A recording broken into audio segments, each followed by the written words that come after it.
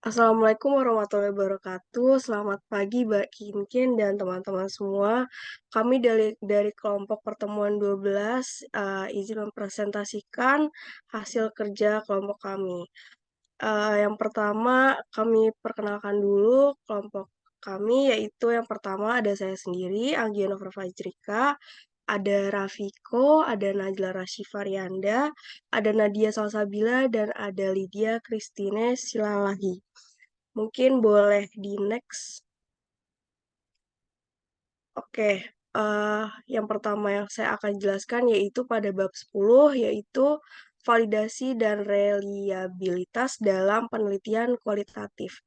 Yang pertama ada perspektif tentang validasi. Berbagai perspektif tentang pentingnya validasi dalam penelitian kualitatif, definisi istilah yang digunakan, dan prosedur untuk menetapkan telah dijelaskan dalam literatur kualitatif. Beberapa perspektif melihat validasi kualitatif dalam konteks setara kuantitatif, sementara yang lain menggunakan istilah kualitatif yang berbeda dari istilah kuantitatif. Ada juga perspektif yang menekankan pada pendekatan postmodern dan interpretatif, serta menganggap validasi tidak penting dalam penelitian kualitatif. Validasi dipandang dengan beragam perspektif yang mencerminkan kompleksitas metodologi tersebut.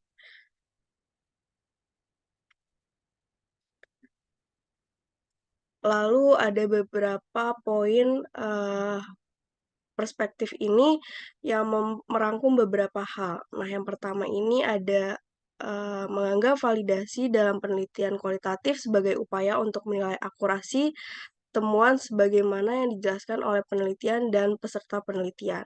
Lalu yang kedua ada melihat validasi sebagai kekuatan yang berbeda dari penelitian kualitatif karena adanya laporan yang dibuat melalui waktu yang luas di lapangan, deskriptif tebal yang rinci, dan kedekatan penelitian dengan peserta penelitian. Lalu yang ketiga, menggunakan istilah validasi untuk menekankan suatu proses. Yang keempat, ada subjek validasi muncul dalam beberapa pendekatan penelitian kualitatif. Lalu yang keempat, adanya kerangka kerja untuk berpikir tentang validasi dalam penelitian kualitatif, untuk menyarankan agar peneliti menggunakan strategi yang diterima untuk mendokumentasikan akurasi studi mereka. Ini disebut strategi validasi. Lalu selanjutnya ada penjelasan tentang validation strategis atau strategi validasi. Ini tidak cukup hanya mendapatkan perspektif dan istilah. Lalu ada beberapa poin yang menjelaskan, yaitu yang pertama adanya keterlibatan yang berkepanjangan dan observasi yang gigih di lapangan, termasuk membangun kepercayaan dengan peserta, mempelajari budaya, dan memeriksa informasi yang salah berasal dari distori yang diperkenalkan oleh penelitian atau informan. Lalu yang kedua adanya triangulasi atau peneliti yang menggunakan berbagai sumber, metode penyelidik, dan teori untuk memberikan bukti yang saling mendukung. Yang ketiga ada peer review atau debriefing, memberikan pemeriksaan eksternal terhadap proses penelitian, mirip dengan reliabilitas antar penilai dalam penelitian kuantitatif. Lalu yang keempat adanya analisis kasus negatif di mana peneliti menyempurnakan hipotesis kerja seiring berjalannya penelitian.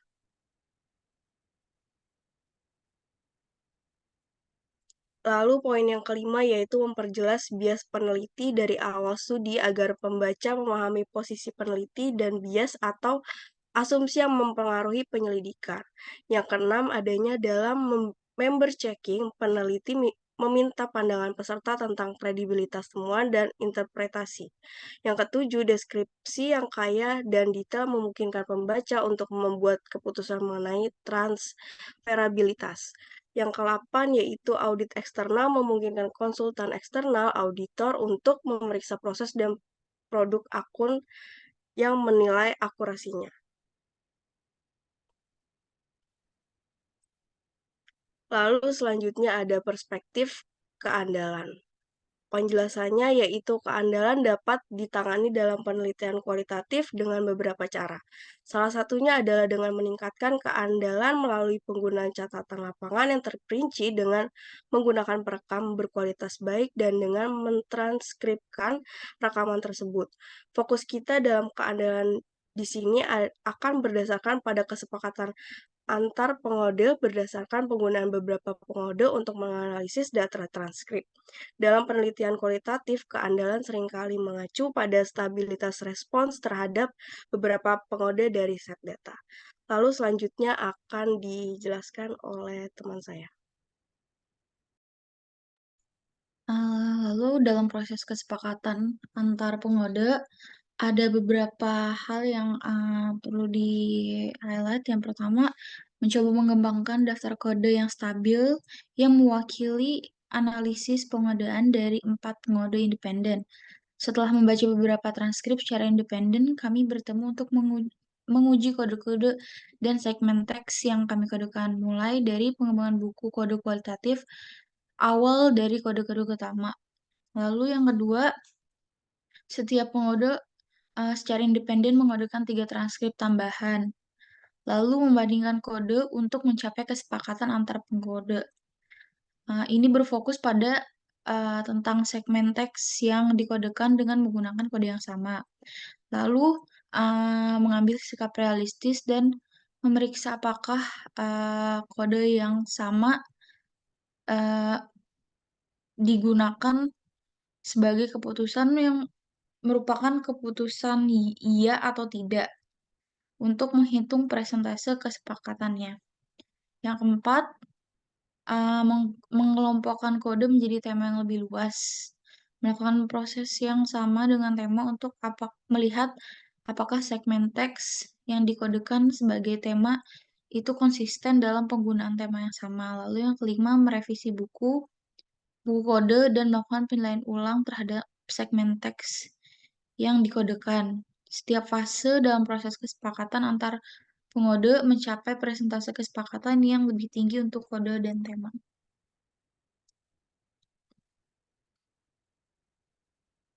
Lalu ada kriteria evaluasi. Yang pertama itu perspektif kualitatif. Validasi dalam literatur penelitian kualitatif dapat dianggap sebagai salah satu aspek penting dalam mengevaluasi kualitas sebuah studi. Namun terdapat kriteria lain yang juga penting untuk dipertimbangkan. Standar evaluasi dapat bervariasi dalam komunitas kualitatif. Yang pertama, perspektif metodologis dari Howe dan Eisenhardt menyarankan 5 standar yang dapat diterapkan pada semua penelitian. Mereka mempertimbangkan apakah pertanyaan penelitian mendorong pengumpulan dan analisis data, kemampuan teknis dalam penerapan teknik pengumpulan dan analisis data, eksplisitnya asumsi peneliti, keberadaan studi secara keseluruhan. Lalu ada penelitian naratif. Dalam penelitian naratif, fokus utama adalah pada cara bagaimana menemukan dan menafsirkan subjek dalam bahan biografi. Menurut Denzin, ia menyarankan beberapa pedoman untuk menulis sebuah biografi interpretatif. Yang pertama, pengalaman hidup individu yang berinteraksi adalah materi yang tepat untuk sosiologi.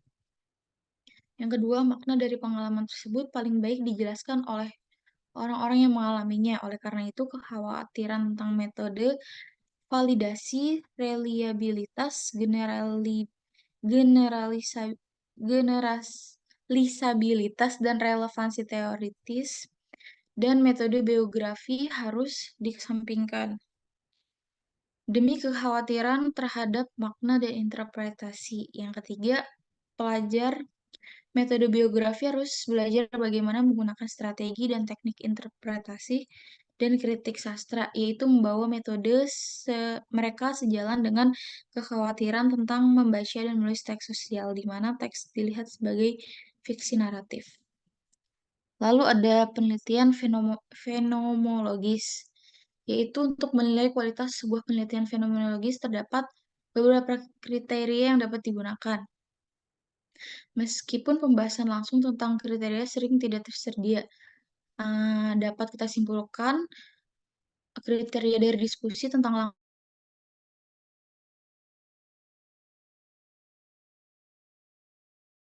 langkah-langkah seperti transendental seperti yang dikemukakan oleh Mustakas. Lalu Polkinghorne mungkin merupakan salah satu yang mendekati pembahasan tentang apakah temuan tersebut valid. Kemudian mengidentifikasi 5 pertanyaan yang mungkin ditanyakan oleh para peneliti. Yang pertama, apakah wawancara mempengaruhi isi deskripsi partisipan sedemikian rupa sehingga deskripsi tersebut tidak benar-benar mencerminkan pengalaman aktual partisipan? Lalu yang kedua, apakah transkripsi akurat dan apakah ia menyampaikan makna presentasi lisan dalam wawancara? Yang ketiga, dalam analisis transkrip, apakah ada kesimpulan selain yang ditawarkan oleh peneliti yang dapat dihasilkan? Apakah peneliti mengidentifikasi alternatif-alternatif tersebut? Lalu yang keempat, apakah mungkin untuk beralih dari deskripsi struktural umum ke transkrip dan menjelaskan konten dan hubungan spesifik dalam contoh-contoh asli dari pengalaman tersebut? Yang kelima, apakah deskripsi struktural bersifat situasional atau apakah ia berlaku secara umum untuk pengalaman dalam situasi lainnya? Lalu ada grounded theory. Dalam penelitian grounded theory, Strauss dan Corbin menetapkan 7 kriteria untuk menilai proses penelitian termasuk pemilihan sampel, pengembangan kategori, dan formulasi hipotesis. Mereka juga menyoroti 6 kriteria terkait dengan pembenaran empiris studi, seperti hubungan sistematis antar konsep inklusi variasi dalam teori. Evaluasi sebuah studi grounded theory mempertimbangkan proses pengkodaan, penyajian model teoritis, serta kesesuaian teori dengan data empiris. Lalu ada etnografi. Spindler menekankan bahwa persyaratan terpenting dalam pendekatan etnografi adalah untuk menjelaskan perilaku dari pandangan penduduk asli dan untuk melakukan pencatatan informasi ini secara sistematis menggunakan catatan, perekam tape, dan kamera. Selain itu, kriteria untuk sebuah etnografi yang baik meliputi identifikasi yang jelas tentang kelompok dari berbagai budaya. Lalu, bisa dilanjutkan oleh rekan saya. Ya, selanjutnya adalah bab 11, yaitu memutar cerita dan kesimpulan. Boleh di next.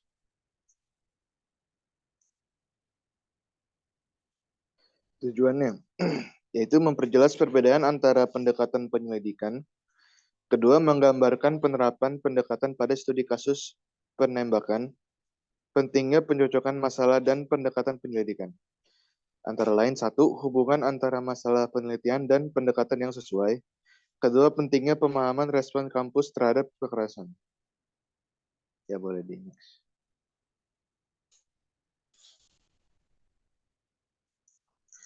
Studi kasus. Tanggapan kampus terhadap seorang penembak mahasiswa. Pendekatan laporan kasus substantif, metodenya wawancara, observasi, analisis, dan dokumen. Validasinya adalah penggunaan multiple data, sources, dan member checking. Studi naratif, konfrontasi saudara. Pendekatannya adalah interpretatif dan biografis. Fokusnya adalah instruktur dari kelas yang terlibat. Metodenya adalah penelitian terhadap satu individu dan narasi kronologis. Validasinya adalah deskripsi detail oleh tentang konteks historis dan interaksional.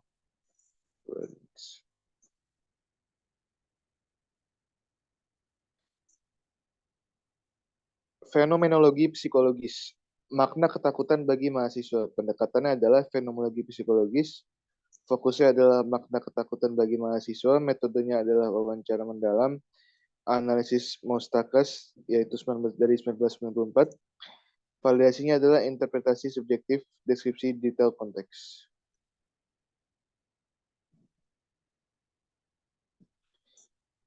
Berikutnya adalah studi teori berakar, yaitu pengalaman serial mahasiswa. Pendekatan teori berakar, fokus pengembangan atau modifikasi teori. Metodenya analisis grounded teori, identifikasi kategori pemrograman terbuka. Validasi pengembangan proses penelitian dasar empiris. Ya, kemudian adalah etnografi, tanggapan kamus terhadap insiden penembakan, pendekatan etnografi, fokus deskripsi dan pemahaman dinamika, metodenya adalah observasi dan validasi interpretasi peneliti. Ya, next.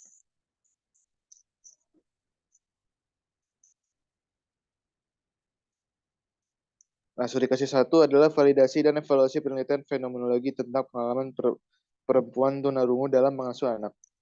Topiknya adalah penelitian menggunakan pendekatan fenomenologi untuk memahami pengalaman perempuan tunarungu dalam mengasuh anak. Permasalahannya adalah peneliti dihadapkan pada dua permasalahan terkait validasi dan evaluasi penelitian. Satu, bagaimana memastikan bahwa hasil penelitian benar-benar mencerminkan pengalaman perempuan tunarungu. Dan kedua, bagaimana melihat kualitas dan kredibilitas penelitian kualitatif yang dilakukan. Ya, next. Selanjutnya, solusi dari studi kasus tersebut, solusinya ada pertama dari validitas, yaitu peneliti meminta partisipan untuk meninjau hasil transkrip wawancara dan memastikan bahwa data tersebut akurat dan benar-benar mencerminkan pengalaman mereka. Lalu peneliti mendiskusikan hasil penelitian dengan pakar lain di bidang tunarungu dan penelitian kuantitatif untuk mendapatkan masukan dan validasi. Yang ketiga, meneliti menggunakan metode pengumpulan data lain seperti observasi dan dokumentasi untuk memverifikasi hasil wawancara. Lalu yang kedua ada evaluasi. Peneliti menggunakan kriteria Lincoln dan Guba 1985 untuk menilai kualitas penelitian, yaitu credibility, dependability, confirmability, dan transferability. Peneliti membuat memo audit untuk mendokumentasikan proses penelitian dan keputusan yang dibuat selama penelitian berlangsung. Dan terakhir, peneliti merefleksikan peran dan biasnya dalam penelitian dan bagaimana hal tersebut dapat mempengaruhi hasil penelitian. Sekian dari kelompok kami, kurang lebihnya mohon maaf. Wassalamualaikum warahmatullahi wabarakatuh.